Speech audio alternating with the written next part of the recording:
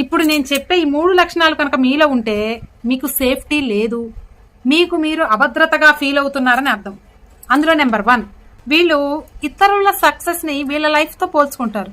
అరే వాళ్ళు సాధించారే, నేను అంత సాధించలేకపోయానే అంటూ వాళ్ళనే తక్కువ చేసుకుంటారు యువతర వాళ్ళ సక్సెస్ ని చూసి. ఇంకా ఈర్ష్యతోటి వాళ్ళ సక్సెస్ ను కూడా తక్కువ చేసి మాట్లాడుతూ ఉంటారు. ఎందుకో తెలుసా? జలసీ. వాళ్ళ మీద జలసీతో తమని తామే కాల్చుకుంటూ ఉంటారు. ఇది ఫస్ట్ లక్షణం. ఇక నెంబర్ 2 ఏంటో చెప్పనా? ప్రతి విషయాన్ని కూడా పర్సనల్ గా తీసుకుంటారు.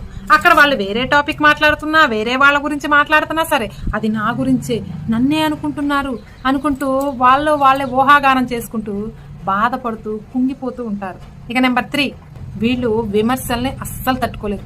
మనం ఒకవేళ వాళ్ళు మంచి పని చేశారని పొగిడినా కానీ దాంట్లో ఏదో ఒక లోటు చూసుకొని అది నన్ను తిట్టడానికే ఇలా అన్నారు, నన్ను కావాలనే ఇలా అన్నారని అందులో కూడా తప్పును వెతికి కుంగిపోతూ ఉంటారు. వాళ్ళు మారాలరా, ఇలా ఉండకూడదని ఎంతమంది చెప్పినా కానీ ఆ విషయాన్ని అస్సలు ఒప్పుకోరు. ఈ 3 లక్షణాలు మీలో ఉన్నాయి అంటే మీకు భద్రత లేదు, మీరు సేఫ్టీగా లేరు, మిమ్మల్ని ఎవడు బాగు చేయలేడు అని అర్థం. ఈ 3 లక్షణాలు మీలో ఉన్నాయా? ఒకసారి చెక్ చేసుకోండి. కామెంట్ సెక్షన్లో తెలియజేయండి. నాకు కరెక్ట్ అనిపిస్తే ఎస్ అని కామెంట్ చేయండి. వీడియోకి ఒక లైక్ చేయండి.